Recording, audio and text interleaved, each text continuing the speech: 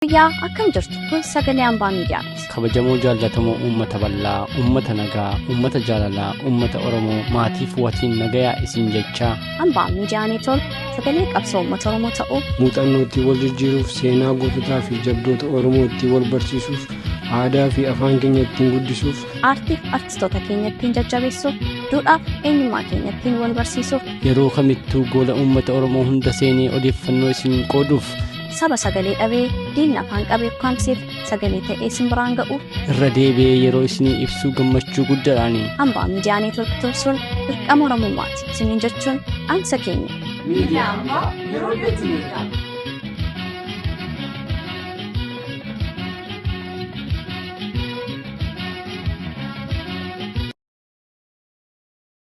Akkam jirta bagana gaan dhufte jecha mootummaa Itoophiyaa jecha tokkoon ibsi. Diktaatar. Shimallis Abdiisaa. Diktaatar. Mootummaa Itoophiyaa jechuun sirna nama nyaata bulgu waraabessa bineensa bosonaa. Bineensi bosonaallee hammataniitiin buluu san bineensa bosonaa waan caaledha. Waan ittiin ibsamu hin qabu. Mootummaa Itoophiyaa jecha tokkoon ibsi. Qarambulee. Jaalnaa Roobika oolmaa guyyaa har'aa fi waan akkasitti dhaga'amee fi maaltu akkasitti gaggeeffamaa jiru. Oolmaan guyyaa irraa hiriiradha akkuma baratamedha. Oromoodhaaf hiriira waanuma bahudha. Oromiyaa keessaa namoota dhumaa fi ajjeefamaatirra jiraniifidha. Iddoo kanatti sagalee ta'uufiif kan dhufneerru. Akka bareedaadha. Hiriirri qorreetiin ture amma garuu yeroo jalqabaatiif immoo sitti eegaleera. Guutuu addunyaa gubbaa irratti iyyuu akkanumaan immoo itti deebi'eetu hiriirri kun akka abdii guddaan qaba. Oromoota du'aa jiraniif namni hundumtuu mana isaatii gadi ba'ee akkanumatti sagalee akka ta'uufiif hawwii fi abdii kooti. Galatoomii akkasumas ergaa diiyaasporoota biyya alaa jiraniif qabudha.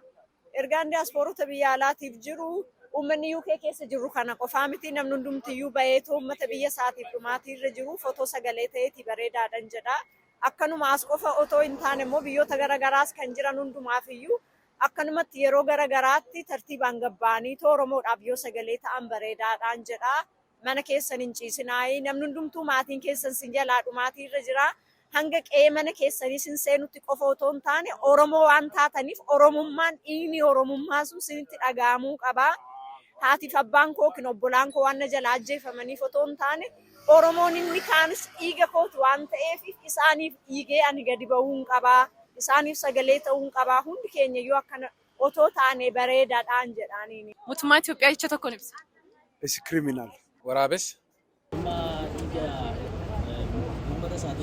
Guyyaarraa maaliin asitti argamu dandeessa?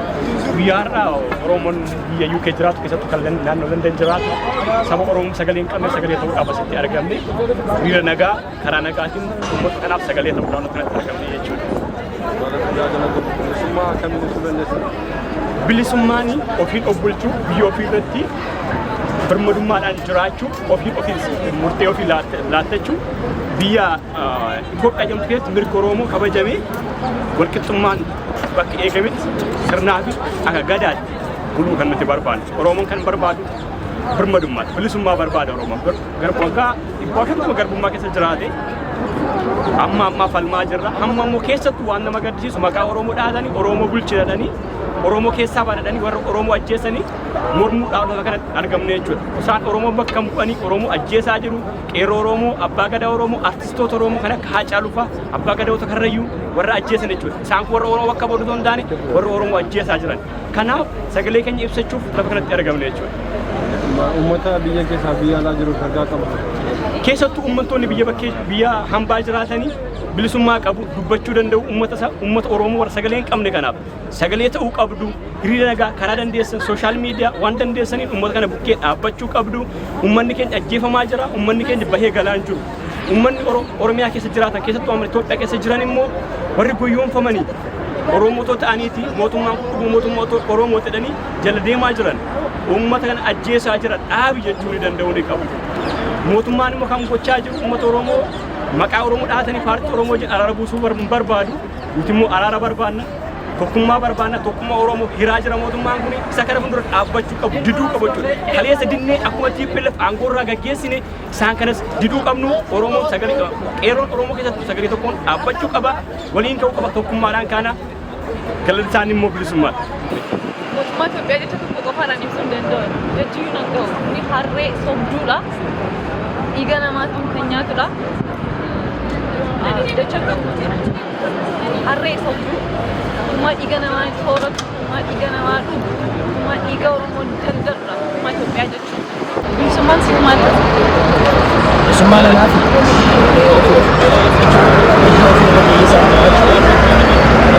afaan ofiidha. Mirga guddaadha.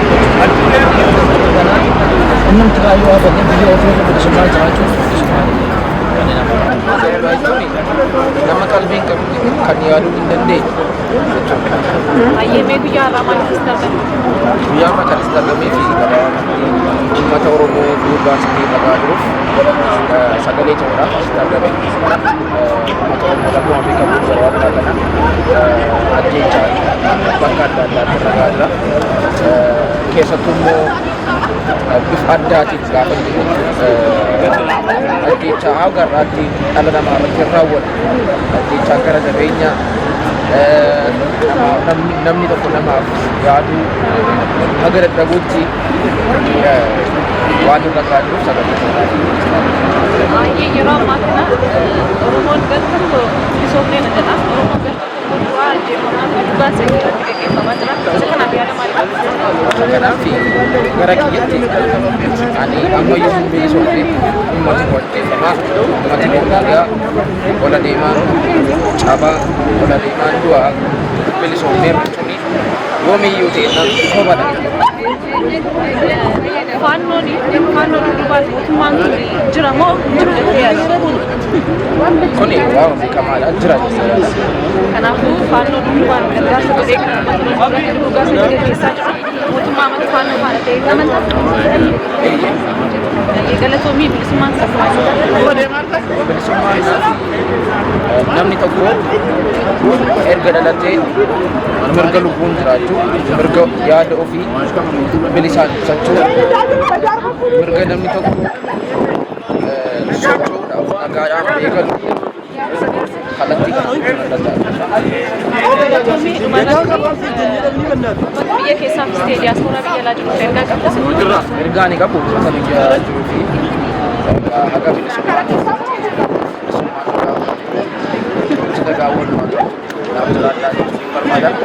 diasporaadhaanis immoo bakka jiran uummata isaaniidhaaf dhaabbachuu illee qabudha.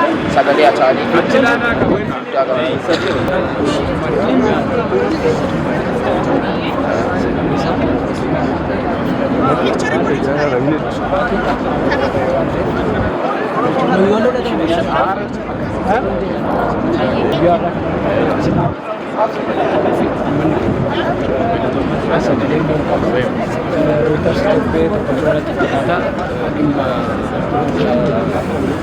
Qoree nageenyaa jedhu irratti ibsa guddaa baasee qorannoo yeroo baay'ee fudhate hojiirra oolchee ture dheengadda gabaasee ture qorannoon sun baay'ee nama rifachiisa. Uummanni Oromoo uummata yeroon baheef yookiin immoo baala gisee jedhamu yeroo ammaa kana maqaan isaa badaa jira.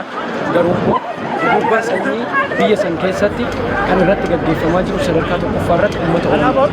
Garuu immoo sagalee hin qabu. Har'a yoo xinnaate sagalee kanaaf dandeessuuf baay'een ergaan qabu keessatti dhiyaasuudhaa fi uummata keenya sagalee akka ta'u uummanni keenya rakkoo keessa jira.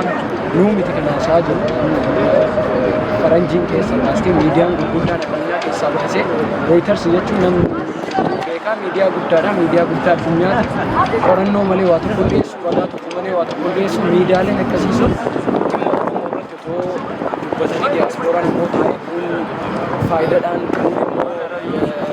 yeroo isaa kennuu dhiisuudhaan uummanni keenya dhiibbaa jira.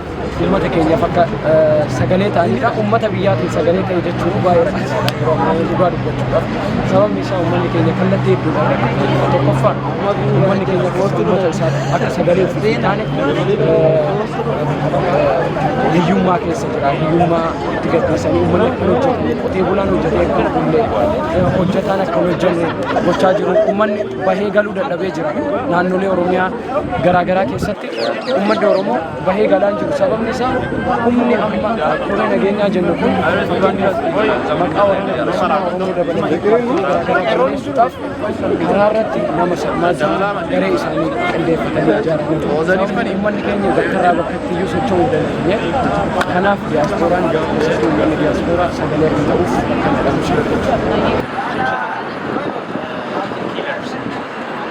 jedhamu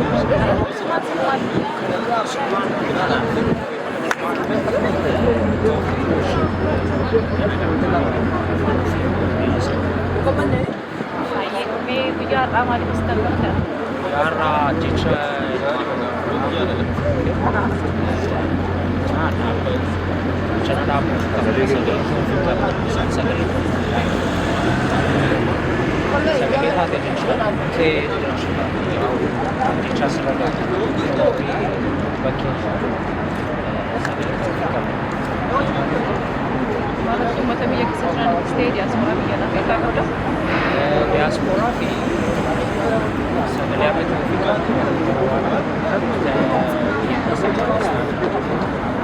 warra biyyaa keessaa cina jira.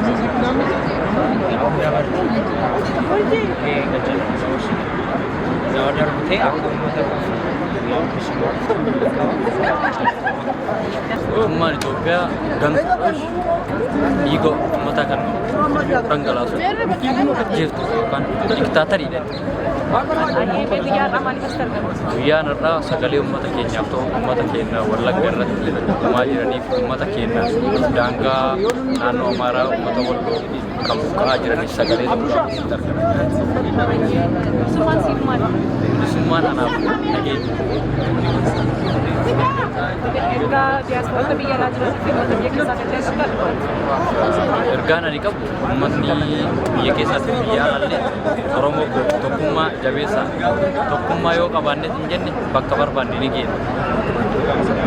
Biyyaa akkam jirtu kun sagalee hambaa miidiyaati. Kabajamoo jaallatamoo uummata bal'aa, uummata nagaa, uummata jaalalaa, uummata Oromoo maatiif watiin nagayaa isin jechaa. Hambaa miidiyaanii tolu sagalee qabsoo uummata Oromoo ta'uu. Muuxannoo ittiin wal jijjiiruuf, seenaa goototaa fi jabdoota Oromoo ittiin wal barsiisuuf, aadaa fi afaan keenya ittiin guddisuuf, aartiif artistoota keenya ittiin jajjabeessuuf, duudhaaf eenyummaa keenya ittiin wal barsiisuuf, yeroo kamittuu gola uummata Oromoo hunda seenee odeeffannoo isin qooduuf, saba sagalee dhabee diinni afaan qabee ukkaamseef sagalee ta'ee isin biraan ga'uuf, irra deebi'ee yeroo isinii ibsuu gammachuu guddaadhaani. Hambaa miidiyaanii tursuun dirqama Oromummaati isiniin jechuun dhaamsa keenya. Miidiyaa hambaa yeroo hedduu miidhama.